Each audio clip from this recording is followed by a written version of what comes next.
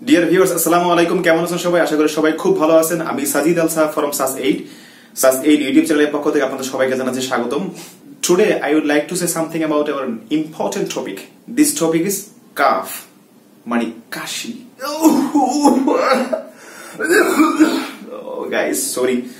Sorry guys. আসলে কাশি এমন একটা বাঁশি যা আমরা কাশিতে কাশিতে হৃদয়ের মাঝে বাঁশি শুনতে পাই, অর্থাৎ কাশিতে কাশিতে বুকের ভিতরের অচিন পাখি উড়াল দিতে চায়। তো এমন কেউ নাই যারা কাশিতে ভোগেনি। কাশির ছোট বড় সবাই ভোগে কাশিতে, ছোট থেকে বুড়ো। তো কাশি সমস্যা যখন মারাত্মক আকার ধারণ করে, কাশতে কাশতে যখন আমরা অতিষ্ঠ হয়ে যাই, তখন কিন্তু আসলে আমাদের আর কিছুই ভালো লাগে না। কাশির কিন্তু অনেক ধরনের রূপ আছে, অর্থাৎ কোন কাশি দিয়ে কি বুঝবেন, কাশির ধরন, কাশির কারণ, কাশির উপসর্গ, কাশির লক্ষণ, এই বিষয়গুলোর বিভিন্ন বিস্তারিত বর্ণনা আছে।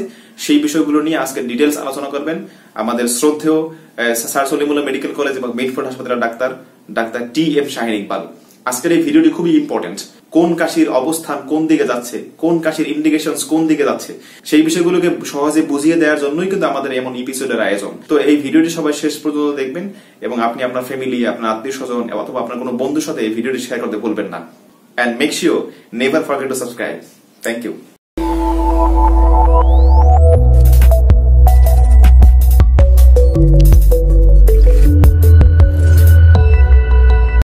যদি স্টেজে বুকে মানে ধরে না আওয়াজ আসবে, মানে বাসি, কিন্তু বাচ্চা খেলাধুলো করে হাসি খুশি, তাহলে তার রোগের নাম ব্রঙ্কিওলাইটিস।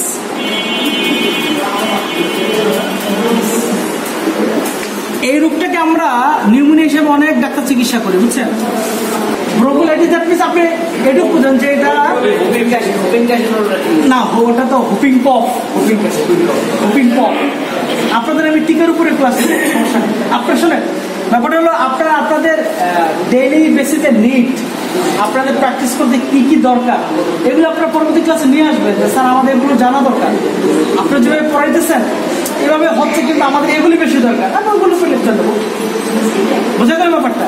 কোশ্চেন অ্যারেঞ্জ করে নিয়ে আসলে নাকি? কাশি, বাসি, হাসি, বাচ্চা খেলাধুলা করে, কিন্তু অ্যাজমা রোগী, যে বাচ্চার অ্যাজমা, যে বাচ্চার নিউমোনিয়া, সে কখনো হাসবে না। তাদের শ্বাসকষ্ট অনেক, প্রচন্ড শ্বাসকষ্ট হবে। এরকম তো আমরা বুঝতে পারবেন যে এটা অ্যাজমা রোগী না, বা শ্বাসকষ্ট বা নিউমোনিয়া রোগী না বাচ্চাটা। এটা হলে তাহলে ব্রঙ্কিওলাইটিসই হবে। চিকিৎসা সেই অ্যান্টিবায়োটিক, নেবুলাইজেশন, স্যালবিউটামল দেবেন, এই ঠিক আছে। কিন্তু তাহলে বাচ্চা কাশি থাকবে, গলায় বাসি থাকবে, হাসি থাকবে, মুখ আসবে, এটা ব্রঙ্কিওলাইটিস, ঠিক আছে? ওকে, তাহলে কাশি যার গলায় বাসি, দেখেন কাশি বুঝতে আমাদের যে পুষ্টিগুলো জানতে হবে। নাম্বার 1, কতদিন পর্যন্ত কাশিতে ভুগছে। মেডিকেল সায়েন্স কোরিলেটেড বিষয়। আমরা পিছনে জ্বরের সাথে কাশি জানছি, এখন কাশির প্রশ্ন হলো কতদিন পর্যন্ত কাশিতে ভুগছেন। এখন যদি এটা শর্ট টাইমে হয়, 3-4 দিন 5 দিন, তাহলে আমরা তো যদি এখন কাশির সাথে যদি জ্বর থাকে তাহলে নিউমোনিয়া ভাববো। এই জন্য মেডিকেল সায়েন্সে কোরিলেট করতে হবে। কোরিলেট, জ্বর পড়ছে তো জ্বর বাদ, আর ওর সাথে মিলান দরকার, তা হবে না, মিলাইতে হবে, ঠিক আছে? আমাদের সারা বলে যে ভালো করে শেখো, চেম্বারের ভিতরে তুমি আর তোমার রোগী, আর তুমি কেউ নাই। তো তুমি যদি রোগীকে ঠিকভাবে না ধরতে পারো, তো চিকিৎসা ভুল হবে, তোমার কাছে রোগী আসবে না। কারণ চেম্বারের ভিতরে আমি আর আমার রোগী, আর তো কেউ নেই। তখন তো আমি ল্যাপটপ অন করতে পারবো না, আমার প্রফেসরের কাছে ফোন দিতে পারবো না। এই জন্য শিখতে হবে ভালো করে, ঠিক আছে? যেহেতু আমরা এরকম একটা পেশায় জড়িত, যে একটা মানুষের অসুস্থ হলে বুঝতে পারে যে সে কতটা অসহায়, ঠিক আছে? যখন আপনাদের কাছে আসবে, এই জন্য ফাদারলি কেয়ার করবেন, মাতৃত্ব বোধ নিয়ে, পিতৃত্ব বোধ নিয়ে কেয়ার করবেন, ঠিক আছে? এখন রুগীরা বললো যে আমার কাশি 1 মাস পর্যন্ত কাশি, তাহলে আমরা কি ভাবতে পারি? টিবি ভাবতে পারি, ঠিক কিনা?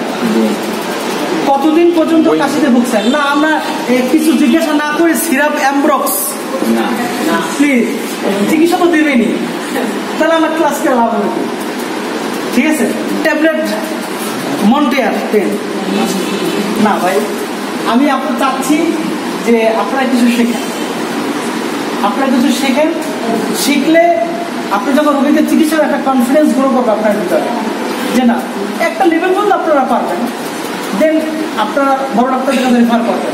বাট আপনি যে লেভেলটাতে চিকিৎসা দিচ্ছেন সেটা যেন ম্যালপ্র্যাকটিস উল্টোপাল্টা না হয়।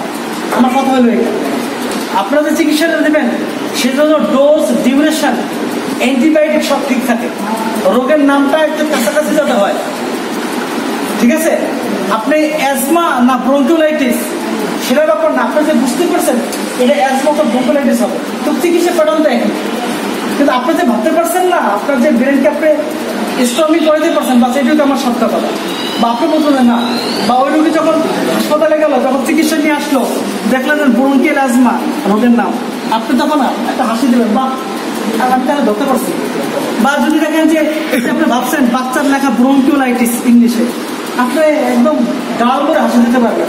আমি তো এটাই চিন্তা করছিলাম, ব্যাপারটা বোঝা গেল। আমি চাই হলো আপনাদের যে লেভেল আপনারা চিকিৎসা করেন ওই লেভেলটাকে ইমপ্রুভ বেটার করার জন্য। ঠিক আছে, ওকে। তাহলে কতদিন পর্যন্ত কাশিতে কুকুর একটা ইম্পর্টেন্স অবশ্যই আছে, ঠিক আছে। আচ্ছা, এই কাশিটা মাঝে মধ্যে হয় না দীর্ঘ সময় থাকে? দ্বিতীয় কোশ্চেন কি হবে, মাঝে মধ্যে হয় না দীর্ঘ সময় থাকে? এখন যারা সাধারণত স্মোকার, ওদের হাঁপানি হয় না, শ্বাসকষ্ট যেটাকে বলি হাঁপানি, ওটার নাম হলো সিওপিডি, বুঝছেন? ওটাকে আমরা কি বলি? COPD, chronic obstructive pulmonary disease, অনেক কঠিন নাম। রোগটা সাধারণত সিওপিডি বলি, বা বাংলা আমরা হাঁপানি বলি, বা শ্বাসকষ্ট। ঠিক আছে, তো এই রোগগুলো সাধারণত, বা টিবি, এটা তো মাসের পর মাস, বছরের পর বছর, একদম মৃত্যুর আগের মুহূর্ত সে কাশতে কাশতে মারা গেছে, হসপিটাল মাঝে মাঝে যাবে, বুঝতে পারবে। ঠিক আছে, কিন্তু না, সে বলতেছে কি, ভাই আমার কাশিটা সাধারণত রাতের বেলা হয়, খুব বেশি শুতে গেলেই শুরু হয়ে যায়, শুতে গেলেই শুরু হয়ে যায়। অনেক সময় দেখা যায় কি, যে আমি ঘুমাই আছি, হঠাৎ করে কাশি আমার শ্বাসকষ্ট শুরু হয়ে গেছে।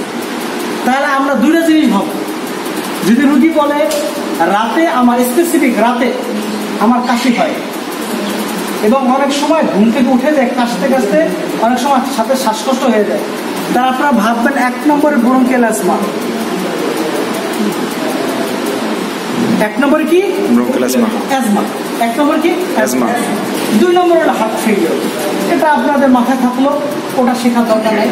হার্ট ফেইলিওর হইতে পারে, হার্ট ফেল হয়ে গেছে। সাধারণত হার্ট ফেইলিওরের রোগীরা রাতের বেলা আমরা অর্থোপনিয়া বলি, মানে রাতের বেলা হঠাৎ করে শ্বাসকষ্ট, দম বন্ধ হয়ে গেছে, তখন সে করে কি জানালার দরজা খুলে দেয়, অক্সিজেনটা পায়, তখন আবার ভালো লাগে। রোগী একদম এভাবেই বলবে। ঠিক আছে, তো সাধারণত আমরা রাতে কাশিগুলো যদি হয়, তো সাধারণত আমরা অ্যাজমা পাবো। ওকে, কাশি কি শুকনা না কাশির সাথে কফ আসে? সাধারণত ড্রাই কফ, শুকনা কাশি। শুকনা কাশিগুলো সাধারণত কিসব হয়? দেখেন, ব্রঙ্কাইটিস, ব্রঙ্কাইটিস বাংলাও ব্রঙ্কাইটিস মানে কি আমাদের এই রেসপিরেটরি ট্র্যাক্ট, তো এই যে এখান থেকে শুরু করে এইটা এখন আপার, আর লাংস, প্লুরা, ওগুলি হলো লোয়ার। সাধারণত আপার রেসপিরেটরি ট্র্যাক্টে সাধারণত শুকনা কাশি হবে, ড্রাই কফ। আপনারা রোগীর চিকিৎসা করেন যে কাশি যেন কোনো কফ আসে, বলবে যে না, তার সাধারণত আমরা চিন্তা করবো কি এটা করছে সমস্যা, রেসপিরেটরি ট্র্যাক্টের উপরের সমস্যা, একটু সমস্যা। ঠিক আছে, ট্রাকিয়া বা ফ্যারিংস, ল্যারিংস, ওদিকে সমস্যা। আর যদি রুগী বলে ও আর একটা, এখন রুগী মনে করেন কি খায়, ট্যাবলেট খায়, রেমিপ্রিল ট্যাবলেট, কি খায়? রেমিপ্রিল 2.5 বা রেমোরিল, নাকি রেমোরিল, ঠিক আছে, ঠিক আছে, রেমোরিল। এখন আপনি রুগীর কাশি চিকিৎসা দিতে দিতে দিতে অস্থির, কোনো কিছু বাদ দেন, সব চিকিৎসাই করছেন, কিন্তু আপনি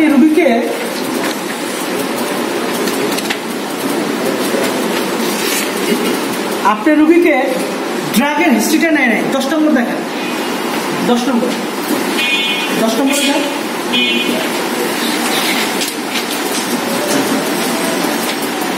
টাইম কি বেশি নিয়ে ফেলতেছি? 10 নম্বর ড্রাগ হিস্ট্রি। সামনে লেখা যত প্রিল ট্যাবলেট আছে, দেখেন সামনে লেখা যত প্রিল। রেমেসের নিচে কি লেখা থাকে? রেমোপ্রিল লেখা থাকে না? তা রেমোপ্রিল, লিসিনোপ্রিল, লিনাপ্রিল, ইনালাপ্রিল, যত প্রিল ট্যাবলেট আছে সবাই শুকনা কাশি তৈরি করে। অতএব আপনি কাশির জন্য তাকে চিকিৎসা দিতে দিতে আপনি অস্থির হয়ে গেছেন, কিন্তু আপনি একবারও জিজ্ঞাসা করেন না, ভাই আপনি কি প্রেশারের জন্য এ জাতীয় কোনো ওষুধ খান কিনা? যদি খান তাহলে এটা স্টপ, কোন ওষুধ এখন স্টপ করলে কাশি শেষ। বোঝা গেল? তাহলে আমাদের এগুলো জানার প্রয়োজন আছে কিনা? যদি আপনার কাশি নিয়ে আসলো, আপনি এই প্রশ্নটাকে করতে হবে।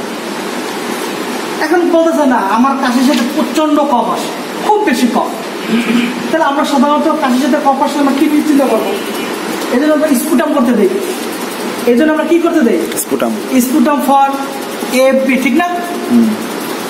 ফলে হাসপাতাল আইসিডিতে পাঠিয়ে দিই বা যখন নিয়ন্ত্রণ কেন্দ্রতে পাঠিয়ে দিই, ঠিক না? যদি রুগী বলে না কাশির সাথে প্রচন্ড কফ আসে খুব বেশি, এরপর আসে লাং অ্যাক্সেস, ওই ফোরা বললাম না, ওই লাং অ্যাক্সেস যদি হয় তাহলে একটা কাশির সাথে প্রচন্ড কফ আসে।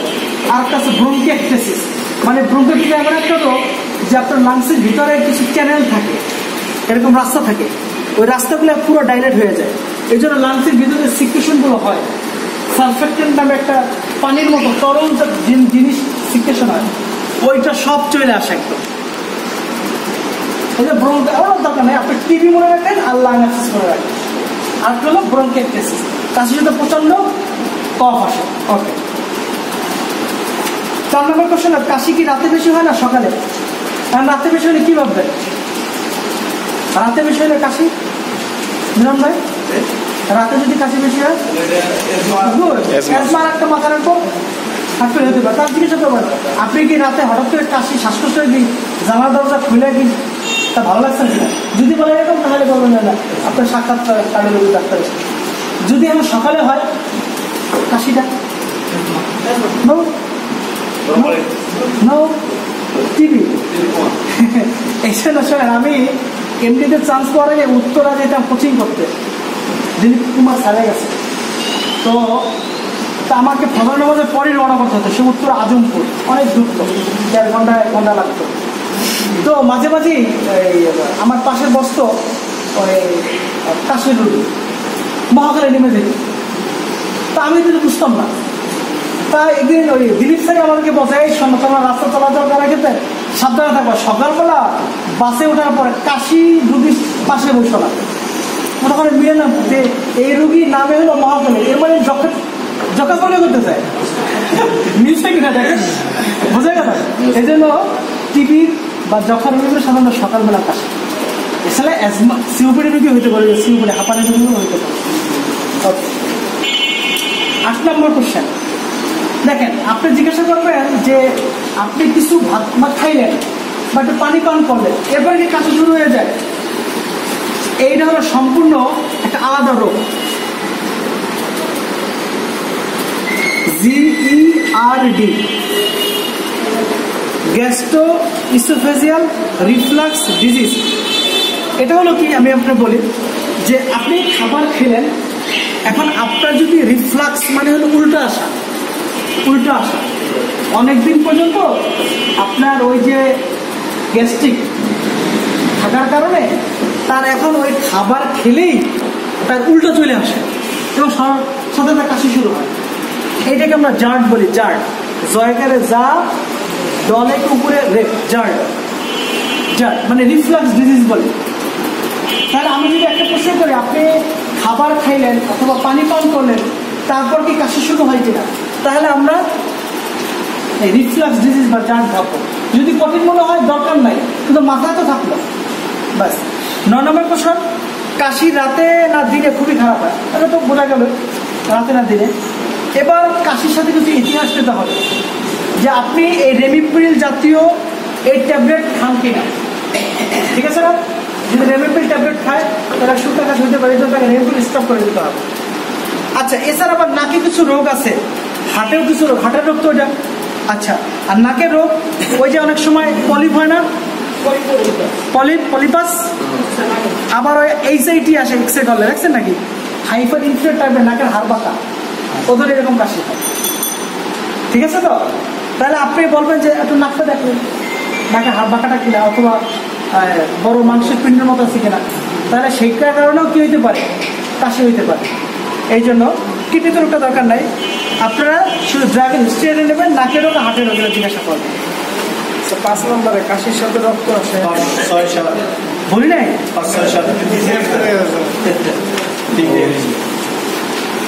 ওকে, কাশির সাথে রক্ত আসে কিনা? ওকে, কাশির সাথে যদি রক্ত আসে, আপনি 3টা জিনিস মাথায় রাখবেন, 3টা রোগ,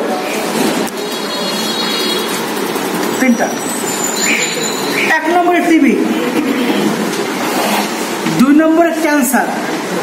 ক্যান্সার হইল কিসে? লাং ক্যান্সার, ফুসফুসে ক্যান্সার। 1 নম্বরে কি? কাশির সাথে রক্ত আসলে। 2 নম্বরে লাং ক্যান্সার। 3 নম্বরে হার্ট ডিজিজ, হার্টের রোগ। 3 নম্বরে কি?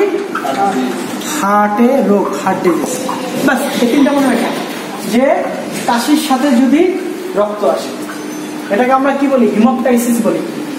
দেখেন যে এটা একটু সবুজ, সবুজ, তাহলে আপনি ভাববেন কি?